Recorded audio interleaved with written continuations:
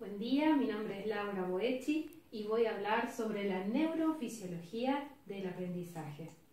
En el proceso de aprendizaje se suceden una serie de mecanismos en nuestro cerebro sumamente interesantes que es muy importante conocer al momento, por ejemplo, de evaluar una dificultad en el estudio.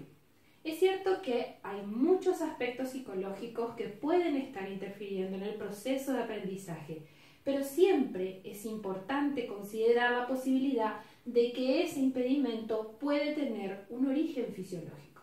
Muy bien, ahora vamos a hablar de cuál es el proceso a través del cual nosotros generamos el aprendizaje. La información es captada a través de los canales de aprendizaje. Tenemos el visual, que lo explica la palabra, el auditivo y el kinestésico.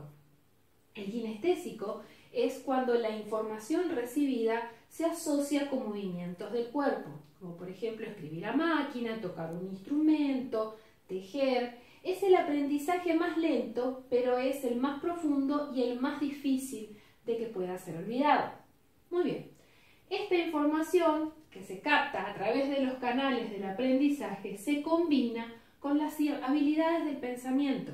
Estas habilidades pueden ser percepción, habilidades de reflexión, habilidades de imaginación, de lenguaje, de comunicación.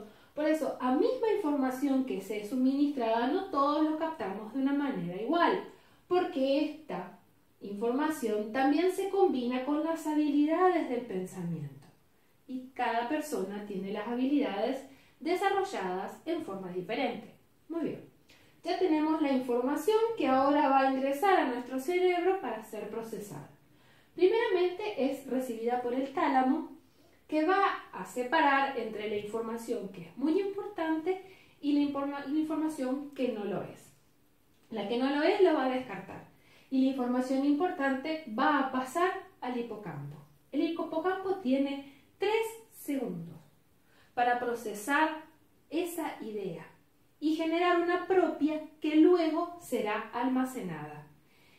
Ese almacenamiento, el hipocampo determinará en qué tipo de memoria lo va a almacenar dependiendo de la naturaleza de la información y cómo sea procesada. Puede ser en la memoria temporal, en la memoria a largo plazo, en la memoria sensitiva. Si en esos 3 segundos el hipocampo no puede generar ese paquete de información, esa información va a ser descartada y suplantada por otra. Ahora bien, el hipocampo no trabaja solo.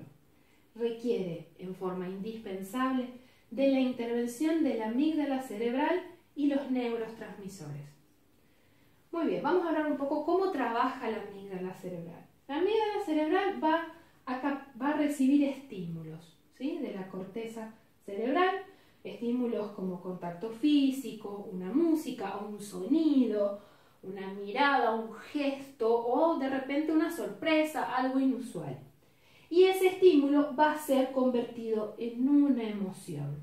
Alegría, enojo, vergüenza, timidez, en fin.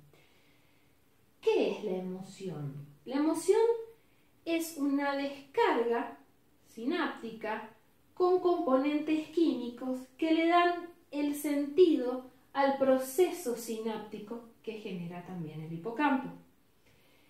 Esa emoción ayuda a la producción de los neurotransmisores y los neurotransmisores son uno de los elementos indispensables que necesita el hipocampo para poder hacer su trabajo.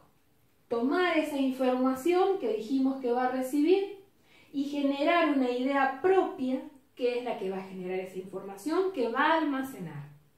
Por eso decimos que a mayor emoción, mejor aprendizaje.